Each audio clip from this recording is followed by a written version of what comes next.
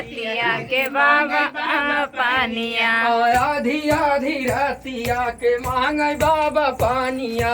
आधी आधी रतिया के बाबा पानिया। अरे मैं जानल बुढ़वा बाटै बाटै पियासल। मैं जाना के बुढ़वा बाटे बाटल पियासल। धौड़ी धौड़ी लेके गईली बाबा के लगा पानिया। बाबा के लगा पानिया। पकड़ई के पानी लोटा पकड़ई कमारिया।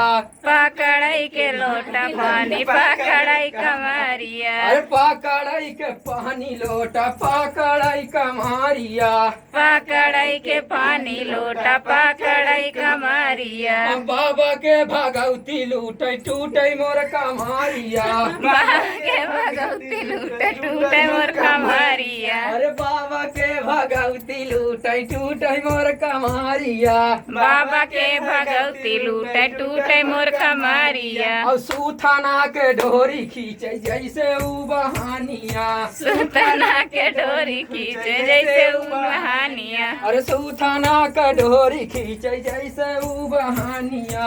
सुतना के डोरी खींचे जैसे उ बहानिया। आधी आधी रतिया के मांगे बाबा पानिया। आधी आधी रतिया के मांगई बाबा पानिया। अरे आधी आधी रतिया के मांगे बाबा पानिया। आधी आधी रतिया के बाबा मांगे पानिया। अरे मैं जानल बुढ़वा बाटै बाटै पियासल। मैं जाना कि बुढ़वा बाटे बाटे पियास। धौड़ी धौड़ी लेके गईली बाबा के लगा पानिया। बाबा के लगा पानिया। पकड़ई के पानी लोटा पकड़ई कमारिया। पकड़ई के पानी लोटा पकड़ई कमरिया। अरे पकड़ई के पानी लोटा पकड़ई कमारिया। पकड़ई के पानी लोटा पकड़ई कमरिया। बाबा के भगवती लूटे टूटे मोर कमारिया।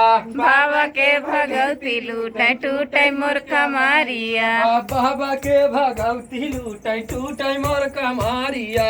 बाबा के भगवती लूटे टूटे मोर कमरिया। और सूथना के डोरी खींचे जैसे उ बहानिया। सुथना के डोरी खींचे जैसे उ बहानिया। सूथना के डोरी खींचे जैसे उ बहानिया।